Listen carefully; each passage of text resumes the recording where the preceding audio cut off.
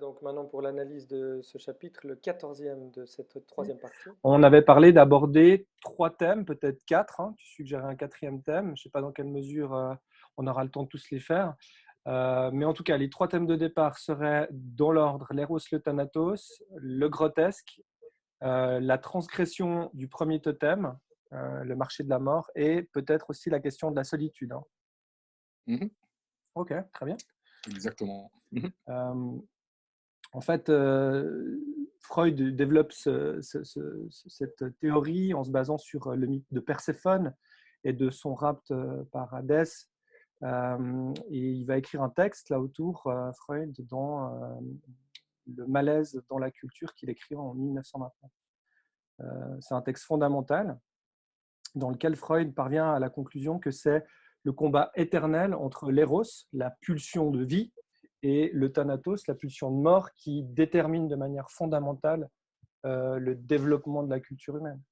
Alors, pour bien comprendre ça, il faut brièvement expliquer en quoi la pensée de Freud est novatrice pour l'époque. Parce que ce qui paraît évident, c'est quand un enfant naît, il doit se mettre à pleurer pour trouver son souffle, ou si on préfère, chercher à vivre. En fait, tout être vivant se bat dès sa naissance pour sa survie. Et ça, c'est ce que Freud appelle la pulsion de vie, l'éros, qui nous pousse aussi à nous reproduire. Mais par contre, là où Freud innove, c'est en prétendant qu'une force de destruction habiterait conjointement les êtres vivants. Cette notion implique qu'il y a quelque chose d'organique, voire de biologique en nous, qui nous pousserait à mourir. Une pulsion de mort, une pulsion de destruction, ou, si on en revient à ce mythe, le thanatos. Le paradoxe est évident, alors que tout dans l'organisation de l'existence tend vers la conservation de la vie. Freud, lui, fait l'hypothèse d'une force contraire. Et bien sûr, ce sont les observations du comportement de certains de ses patients, mais aussi sans doute l'expérience de la Première Guerre mondiale, qui tendent à prouver pour Freud cette force de destruction qui habite les êtres humains. Mhm. Voilà, je rajouterais peut-être en complément que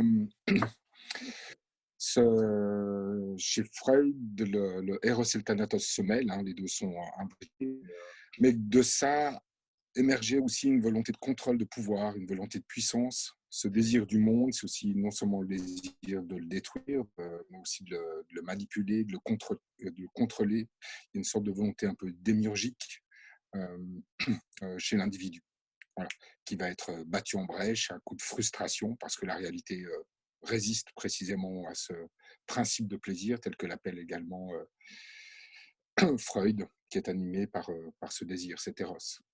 Voilà. Ça me semble intéressant à relever, parce que cette volonté de contrôle, d'avoir un impact, une maîtrise de son environnement, eh bien, peut faire le lien aussi avec le statut lui-même de l'artiste, tout simplement, qui à travers son œuvre d'art, a au moins cette œuvre de contrôle.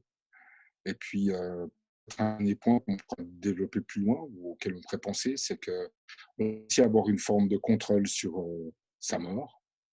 Ça passe pas par le transhumanisme, mais ça passe aussi par le suicide. Ouais. Mmh. Mais c'est vrai aussi, dans la cartelle territoire, le thème est évidemment illustré par la question du suicide, hein, tu le dis, d'abord de la mère de Jed, mais aussi par une forme de dépression qu'on retrouve de manière plus ou moins larvée chez d'autres personnages, et sur laquelle on reviendra tout à l'heure à propos de Jed, en tout cas en ce qui concerne la situation de Jed à la fin du roman. En tout cas, c'est vrai aussi, dans notre passage, ce thème s'illustre parfaitement avec le suicide assisté du père de Jed. Au final, la pulsion de mort, le thanatos, l'emporte chez ce personnage qui prend la décision de se rendre à Zurich pour mourir. Mmh. Moi, je rajouterais au suicide du père et au suicide du père, peut-être le suicide de Jed lui-même à la fin du livre. Finalement, Jed se rend compte il est atteint d'un cancer, tout comme son père. Il refuse de prendre des médicaments. Il refuse de suivre une chimiothérapie. Et n'est-ce pas là un suicide aussi? On peut se poser en tout cas la question. Ouais. Tu avais un passage éventuellement à lire à ce propos, bien. Je ne sais pas si tu l'as sous les yeux. Alors oui, je peux retourner au passage. Le passage est à la page 411. 411. Donc, deuxième paragraphe. La santé de Jed déclinait. Il ne parvenait plus à manger que des laitages et des aliments sûrs. Et il commençait à soupçonner qu'il serait comme son père. Il y a l'analogie au père. On parlait de filiation dans le premier axe d'analyse. Comme son père, emporté par un cancer des voies digestives. Des examens effectués à l'hôpital de Limoges confirmèrent ce diagnostic, mais il se refusa à se soigner, à s'engager dans une radiothérapie ou d'autres traitements lourds, se contentant d'absorber des médicaments de confort qui soulageaient ses douleurs particulièrement vives le soir et des doses massives de somnifères. Donc voilà, un dernier acte de volonté face à la mort qui semble inéluctable. Eh bien, il veut la faire venir à lui, cette mort, et puis c'est un acte de volonté. Il se refusa à se soigner. Donc là, je pense qu'on peut parler d'une forme de suicide. Ça me rappelle, par esprit d'escalier, une phrase de Sénèque, un propos de Sénèque, un des philosophes stoïciens, qui nous expliquait qu'on n'avait aucune prise sur la mort, donc il ne fallait pas s'angoisser pour la mort, on n'a aucune prise là-dessus. Par contre, une prise sur le moment de la mort, et que si on estime que son rôle était achevé, fini, on peut mettre fin à son existence. Donc une sorte de légitimation morale du suicide, qui est cette partie de la mort qui entre dans le champ d'action de la volonté. C'est assez ironique ce que tu dis parce que je m'en rends compte maintenant. En fait, Jed meurt par les tripes. En fait, il y a quelque chose de très ubuesque là derrière. Tu sais, c'est la grande gibouille qui est visée. Euh, et on voit que Jed a mené un peu toute sa vie de ce côté-là. Il a toujours été mené par ses tripes plus que par sa tête. Hein. C'est un artiste des tripes plus qu'un artiste de la tête. Il a d'ailleurs beaucoup de peine à intellectualiser ce qu'il fait. Il demande l'aide de Welbeck pour le faire. Et de voir finalement que c'est par les tripes qu'advient la mort, je trouve ça plutôt ironique. Voilà. Ça plairait sans doute à Jarry. Ouais, et bon, ce qui est intéressant aussi dans un jeu de renversement Welbeckien sur lequel on reviendra après, c'est que l'auteur associe de manière quasi systématique ce thème du Thanatos à celui de l'Eros. Donc, si on regarde un petit peu le passage, on va réussir à bien comprendre ça. Donc, si on Alors, reprend ce chapitre 14, donc. Oui. Alors là, c'est très très clair dans le chapitre, puisque son arrivée même sur les lieux à Zurich, il y a cette petite confusion un peu humoristique du taxi, lorsqu'il donne l'adresse, qu'il pense qu'il va se rendre dans un bordel. Donc là, il y a un petit trait d'humour, il y a une petite touche de grotesque ici. Et puis, évidemment, l'opposition claire entre d'un côté de la rue le bordel, et puis de l'autre le centre dignitas. Donc on a symboliquement le lieu du désir charnel ici, libidineux, et puis de l'autre côté la mort, la représentation de la mort, de l'autre côté de la rue. Donc là, le choc et l'opposition est frontale, mais il n'y a pas que de l'opposition symbolique, il y a aussi une opposition architecturale, ou je ne sais pas si toi tu veux en dire un mot. Oui, C'est toi bien qui nous sûr. faisais remarquer ça. Oui, moi, je trouve qu'on revient de nouveau à cette opposition, à cette question de l'architecture. Le père de Jed donc, était architecte. On sait que le père de Jed a toujours détesté, il a toujours critiqué Le Corbusier. Or là, en fait, le bâtiment dans lequel il se rend pour mourir, ce père, c'est un bâtiment qui ressemble à un bâtiment de Le Corbusier. Et ce bâtiment représente justement, symbolise la question du thanatos, de la mort. D'ailleurs, ce bâtiment, il est en béton. Welbeck en profite pour faire une petite critique de la mondialisation parce que ce béton est suisse, de meilleure qualité que les autres bétons. En l'occurrence polonais, indonésien, malgache. Il y a aussi quelque chose d'assez lourd dans ce bâtiment. Il y a des poutres poteaux qui libéraient la façade dans une absence de fioritures décoratives. Et donc là, on a vraiment de nouveau une critique de l'architecture selon Le Corbusier. une architecture fonctionnaliste, une architecture qui est pas, qui a peu d'âme au fond. Et à l'opposé, on a juste en face le fameux Babylon FKK Relax Oasis. Déjà, le nom, c'est tout un programme. Et là, si on lit la description, Welbeck nous dit, il compris, donc c'est la page 358, pardon, il compris lorsque le taxi s'arrêta au début de Lingfangstrasse devant un bâtiment énorme, néo-babylonien. D'ailleurs, au départ, je ne sais pas si toi tu as eu ce sentiment, mais moi, au départ, quand j'ai lu, j'ai vraiment cru que le bâtiment énorme néo-babylonien, c'était le bâtiment de Dignitas. Ce n'est pas très clair au départ de quoi il s'agit. Une sorte de suspense. Donc, le bâtiment est néo-babylonien, dont l'entrée était ornée de fresques érotiques. On a l'impression dans une chanson de Gainsbourg, très kitsch, d'un tapis rouge élimé, de palmiers en pot, et qui était visiblement un bordel. Et c'est là où on découvre que c'est un bordel. Et Jed, là, on a un renversement. On y reviendra peut-être après sur ces questions de renversement, mais Jed se sentit profondément rassuré d'avoir été associé à l'idée de la vie. C'est pas ce qui est dit dans le texte, c'est moi qui le dis. Il dit à l'idée du bordel plutôt qu'à celle d'un établissement voué à l'euthanasie. Et moi, je voyais ce bordel effectivement plutôt comme l'art selon Charles Fourier. Parce qu'on se rappelle dans la dernière discussion qu'il avait eue avec son père, c'était l'objet de mon précédent podcast, et ben, en fait, le père, lui, était plutôt un adepte de Charles Fourier. Charles Fourier, qui est un architecte un peu gourou, comme ça, qui envisageait une société un peu baba, harmonieuse, où on vivrait de manière très proche avec la nature et en harmonie les uns avec les autres. Donc pour moi, il y a quelque chose qui représente le père dans aussi l'environnement dans lequel il va mourir. D'un côté, on a la vie avec le bordel, mais aussi avec cette idéologie très utopiste à la Charles Fourier, on pourra vivre d'amour et d'eau fraîche. Et de l'autre, on a le grand gagnant finalement de la société capitaliste, en tout cas pour l'architecture, qui est Le Corbusier, dans des bâtiments ternes, dans des bâtiments gris, dans des bâtiments un peu Bauhaus en fait. Et c'est là où le père meurt. Et Jed termine en disant, d'ailleurs, le père a dû se faire une réflexion en rentrant dans ce bâtiment sur la bonne qualité du béton. C'est comme ça en tout cas qu'il se rappelle son père. Il y a un autre enterrement dans le livre qui tranche justement avec ce fonctionnalisme du bâtiment de Dignitas. C'est l'enterrement de sa grand-mère. Voilà, c'est à la page 52-53 du livre. Donc, à la messe d'enterrement de la grand-mère. Et puis, la page 53, il y a quelque chose qui fait écho à tout ce que tu viens de dire. En revenant vers la maison, on vient de l'enterrement de la grand-mère, où était servi le vin d'honneur, Jed se rendit compte que c'était la première fois qu'il assistait à un enterrement sérieux, virgule, à l'ancienne qui est mis en italique, un enterrement qui ne cherchait pas à escamoter la réalité du décès. Voilà.